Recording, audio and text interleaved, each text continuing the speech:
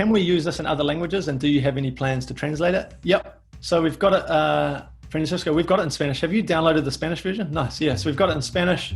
This is not going to help a lot of us here, but you might have clients. We've got it in Spanish, Italian, and we're just developing the German. And we're slowly working for the New Zealanders, slowly working on the Te Reo version. We don't have a time for when it's going to be out there, but we've got a version of a Te Reo version. When moving from individual to team, is the intention that everyone goes back to working by themselves to pick the top 5 and then discuss?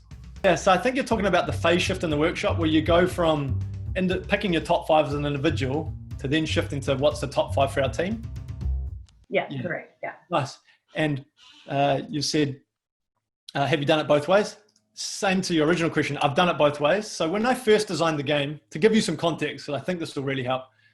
When I first designed the game, the intention was that you pick your top 5 for each, or let's say we'll go with the black cards. You pick your top 5 black cards.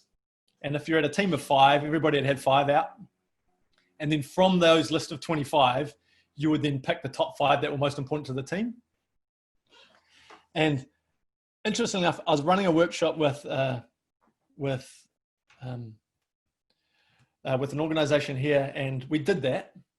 And when it got to picking the top 5, I think one or two people didn't have any of their individual list of top 5 in the team one. And when that micro team was sharing it, I noticed a real closed off and sort of disheartened reaction to that by the people whose cards didn't make the top 5 list. And that really disheartened me, because suddenly I realized that that process was actually alienating people, because they were going, well, why aren't my top 5 important to our team? And it was creating a disconnect, alienating those people, creating disheartenment. And in that moment, I went, I need to change that. And so what I then changed the process to was you come up with your individual list of top 5, and then you go, okay, now we're shifting completely to talk about our team. So put those away. So those are important to you, and we need to understand that, and we've learned from each other. But now we're going to solely answer the question, what's the top 5 for our team? So that means that we're starting from scratch again.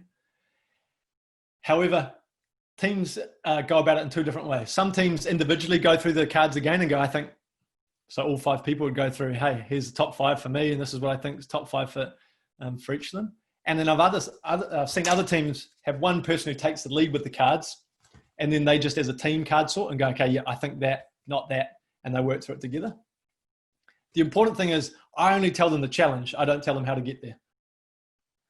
So I ran some workshops with our cricket organization here in Wellington a couple of weeks ago, and we had 3 teams who were doing the shared conversation with 1 pack of cards and just going through, yep, this, not this.